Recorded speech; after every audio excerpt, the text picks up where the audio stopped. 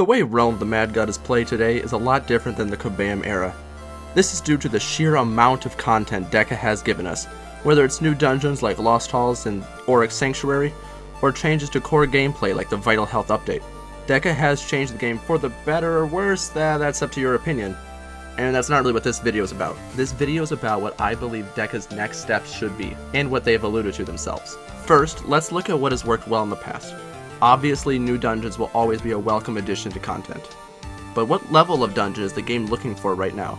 What I believe is an endgame dungeon. And not just any endgame dungeon, something at the level of 03 in terms of difficulty.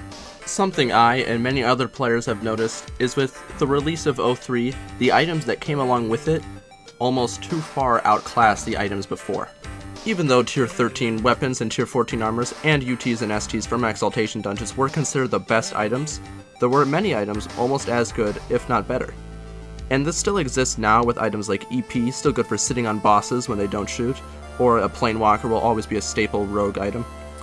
However, I think adding another dungeon at the difficulty of 03 would be good for the game, as 03 has been out for almost a year now, and it would add more items at this tier that don't only come from 03. I also want to add that I don't believe Deca should ever add an Oryx the Mad God 4.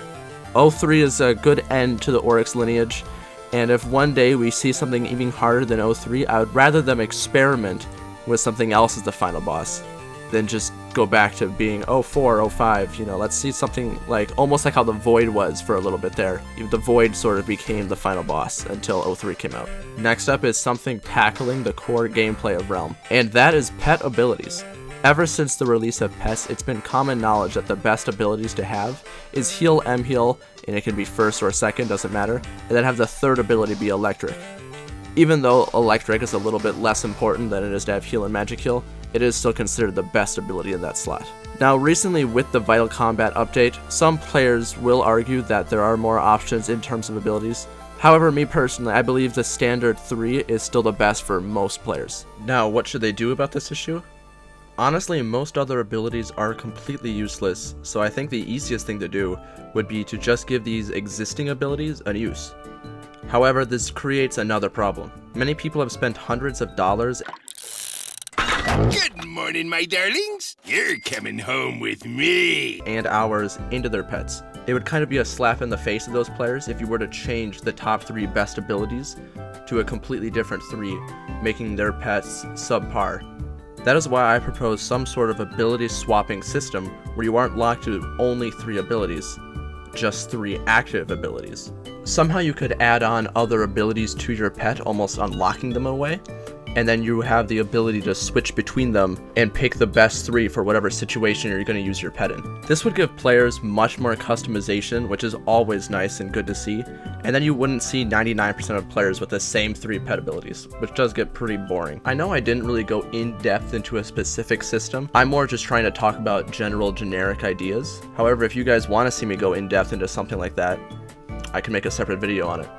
Now there is some stuff we already know from Deca that is coming.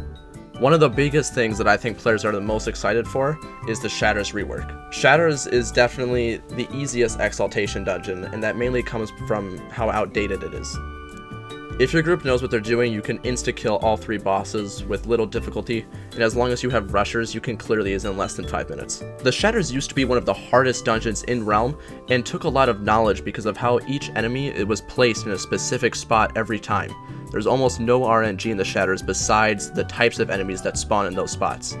So it took your group a lot of planning and effort to get through the dungeon safely and complete it in a reasonable time. However, now with better gear and better knowledge, the dungeon is basically just a steamroll. I'm pretty sure I could literally do this dungeon in my sleep, no problem. All in all, it's clear the Shatters does need some type of rework. I just hope they keep the original spirit of the dungeon. We also don't know if this means any kind of balance changes to the items that drop or new items.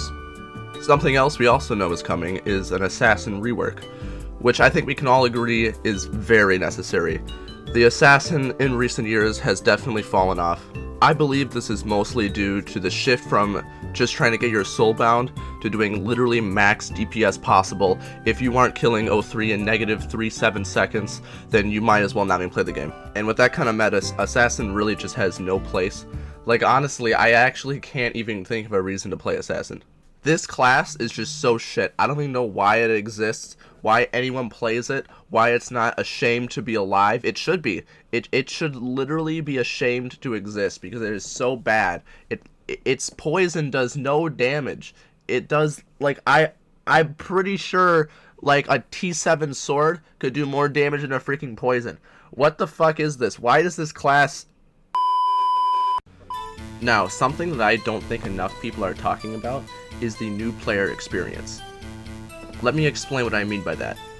I don't mean content early on in the game that a new player would be doing, because I actually think that that is in a good place right now in terms of like the progression and that kind of content, and just, you know, the overall gameplay I think is fine. I mean the experience a new player has when first installing the game. Let's think about what the first thing a new player is going to see. 72 spam bots telling them to go to some random website to buy stuff.